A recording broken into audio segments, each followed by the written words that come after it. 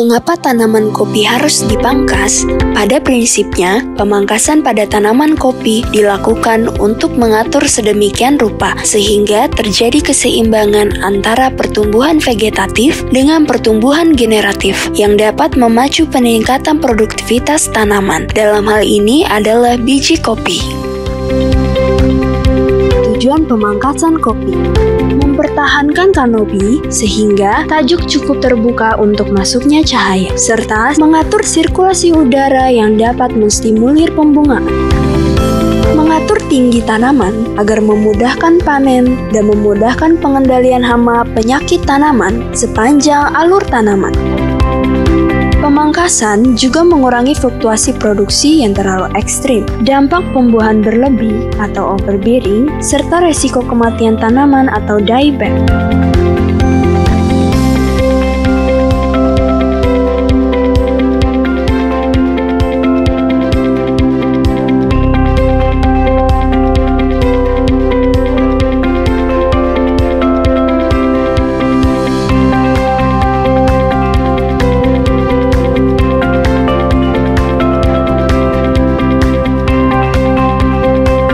Karakteristik fisiologi tanaman kopi terkait pangkasan. Terdiri dua macam pertumbuhan tunas, yaitu tunas ortotrop dan tunas plagiotrop. Tunas ortotrop. Tunas ortotrop tumbuh secara vertikal, membentuk batang baru yang dapat menghasilkan cabang horizontal dan tunas vertikal, tetapi tidak dapat menghasilkan buah. Tunas plagiotrop. Tunas plagiotrop membentuk cabang horizontal baru yang hanya dapat menghasilkan cabang horizontal, bukan batang vertikal, tetapi dapat menghasilkan buah.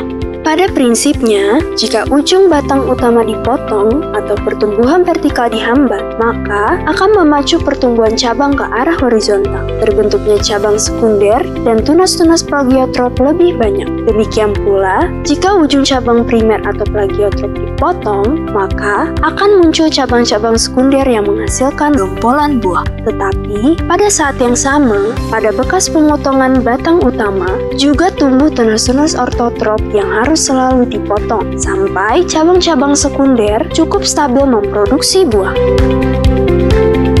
Sistem pemangkasan kopi. Sistem pemangkasan kopi dibagi dalam 3 tahap: pangkas bentuk, pangkas pemeliharaan, pangkas rejuvenasi atau peremajaan. Pangkas bentuk dilakukan sebelum pohon kopi berbunga dan berbuah. Pangkas bentuk dapat dibedakan menjadi 2, yaitu pangkas bentuk batang tunggal dan pangkas bentuk batang ganda. Pangkas pemeliharaan dilakukan setelah tanaman kopi berbuah, yaitu pangkas lepas panen, pangkas produksi wiwil halus dan kasar. Pangkas peremajaan dilakukan ketika tanaman kopi sudah tua dan kurang produktif. Pangkas bentuk. Pangkas bentuk sebaiknya dilakukan ketika tanaman kopi berusia 8-12 bulan setelah tanam atau sebelum tanaman kopi berbunga atau berbuah. Pangkas bentuk batang tunggak bertujuan untuk membentuk rangka pohon yang kuat serta untuk memudahkan dalam proses pemeliharaan berikutnya. Adapun waktu yang ideal untuk pemangkasan adalah pada saat awal musim hujan. Pangkas bentuk batang tunggal diawali pembentukan etape 1. Dilakukan sebelum tanaman kopi berbuah, kemudian menumbuhkan cabang atau tunas bayonet yang paling kokoh untuk membentuk etape 2, yang dilakukan setelah tanaman kopi tersebut berbuah sampai 2 kali pembuahan. Dilakukan pemangkasan atau topping tanaman kopi muda pada ketinggian 70 cm di atas permukaan tanah untuk tipe kerdil atau katai dan 100-120 cm untuk varietas tipe tinggi atau jagur. 2 atau 3 cabang utama yang paling atas dipotong sepanjang kurang lebih 1 jengkal tangan untuk membentuk cabang sekunder, serta 2-3 pasang cabang utamanya yang paling atas dipotong habis. Kemudian, biarkan etape 1 tumbuh kokoh dan membentuk cabang sekunder. Selama pembentukan etape 1, semua tunas air yang muncul dan tumbuh ke atas harus dihilangkan agar memacu pertumbuhan batang sekunder. Setelah etapa 1 tumbuh dengan kuat, cabang sekunder dan tersier tumbuh dengan aktif, pilih satu tunas ortotrop paling kokoh yang disebut bayonet. Sedangkan tunas ortotrop yang lain dihilangkan. Saat pohon mencapai ketinggian 175 cm, pangkas bayonet pada ketinggian 160 sampai 170 cm. Untuk membentuk etapa 2, mirip dengan ketika membentuk etapa 1. 2 atau 3 cabang utama yang paling atas dipotong sepanjang kurang lebih ukuran 1 jengkal tangan untuk membentuk cabang sekunder, serta 2-3 pasangan cabang utama yang paling atas tadi dipotong habis. Untuk membentuk etapa 2 ini dilakukan mirip dengan ketika membentuk etapa 1. Hanya saja, pemilihan cabang utama yang dipangkas dan dipotong habis dilakukan berlawanan arah dengan etapa 1, sehingga bentuk akhirnya akan menjadi seperti huruf Z. Tanaman kopi dipangkas pucuk atau topping pada ketinggian kurang lebih 170 cm. Semua cabang balik, cabang cacing, dan tunas air di bagian permukaan atas dibersihkan sampai seperti botak agar udara dan cahaya matahari masuk ke tajuk pohon. Pada model cockers, hanya disisakan 3 atau 5 cabang primer di bagian atas dan cabang bawahnya dipotong. 2 cabang primer paling atas yang berseberangan dilakukan stamping atau dipotong sehingga membentuk cabang tangan cabang sekunder yang lebih pendek daripada cabang di bawahnya. Model untuk pemangkasan ini hanya cocok untuk kopi Arabica yang ditanam di daerah iklim basah dengan sebaran curah hujan merata sepanjang tahun. Maksud dari teknik pemangkasan batang tunggal sistem cocker adalah untuk mengoptimalkan masuknya cahaya matahari ke seluruh tajuk tanaman kopi sehingga dapat memacu terbentuknya buah lebih banyak. Diawali dengan memotong tanaman kopi pada ketinggian 40 cm dari atas permukaan tanah untuk mengembangkan tunggu pendukung sebagai tempat tumbuh batang baru di masa yang akan datang. Waktu pelaksanaan pemangkasan dilakukan di awal musim penghujan dan sebelum tanaman berbuah.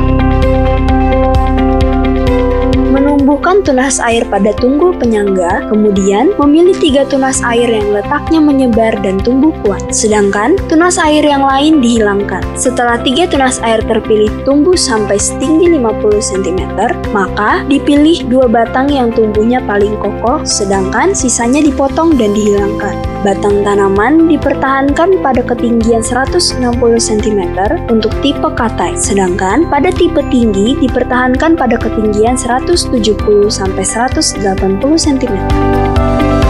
Lebih banyak dosis pupuk yang dibutuhkan untuk sistem pemangkasan batang ganda. Pada batang ganda 2, dosis pupuk yang diberikan menjadi 2 kali lipat dosis batang tunggal. Sedangkan jika yang dipelihara adalah batang ganda 3, maka dosis pupuk yang diberikan menjadi 3 kali lipat dosis batang tunggal. Setelah 3 kali berbuah, maka tanaman harus diremajakan. Artinya, produksi tanaman kembali ke nol atau tidak berbuah. Selain itu, tanaman menjadi lebih rentan terhadap penggerek cabang kopi.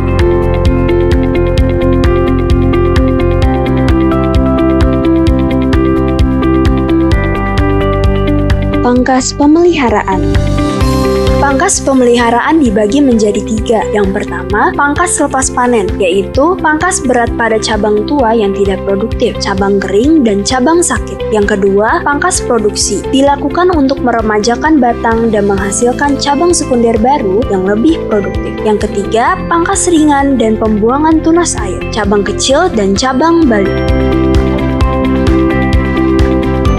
Pada kopi Arabica, pemangkasan dilakukan untuk menghilangkan cabang kering, cabang yang tua atau tidak produktif, cabang balik, cabang cacing, dan cabang yang tidak dikehendaki. Sedangkan pemangkasan pada kopi Robusta, selain membuang cabang kering dan tidak produktif, juga untuk membentuk cabang-cabang produksi yang baru secara rutin dalam jumlah yang optimal.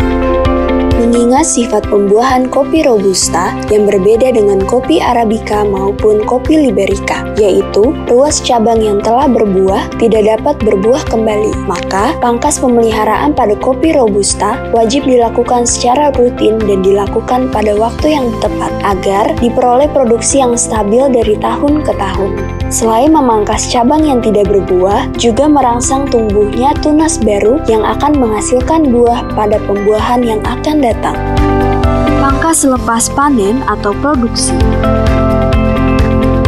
adalah: pertama, cabang dan batang tua yang mati, mengering, dan tidak produktif. Kedua, tunas adventik. Kemudian, cabang yang tumbuh berlawanan arah menuju ke batang utama, tunas kecil, cabang cacing, dan cabang pecut. Cabang panjang yang sudah lebih dari 3 kali berproduksi atau berbuah. Keempat, pemotongan cabang primer agar menumbuhkan cabang sekunder baru penghasil buah. Pangkas peremajaan atau rejuvenasi. 4 model pangkas peremajaan atau rejuvenasi: sistem pangkas ijen, sistem rejuvenasi metode Bimon Fukunaga, sistem rejuvenasi metode Hawaii, dan model Siwing Lorong. Sistem pangkas ijen. Sistem ini lebih cocok untuk petani yang memiliki lebih dari 2 blok kebun. Dilakukan pemenggalan batang atau stamping tanaman pada ketinggian 40 cm di atas permukaan tanah. Pemangkasan dilakukan secara bergiliran setiap tahun pada satu blok dengan blok lainnya. Menumbuhkan tunas di atas tanaman, kemudian dipilih 2 tunas paling kuat yang tumbuh berseberangan. Tanah di sekitar tanaman dicacah, kemudian dibuatkan rorak dan diisi dengan pupuk kandang 10 kg per tanaman. Penaung dikurangi agar mendapatkan lebih banyak sinar matahari untuk merangsang pertumbuhan tunas baru. Rejuvenasi Bimon Fukunaga. Sebelum peremajaan.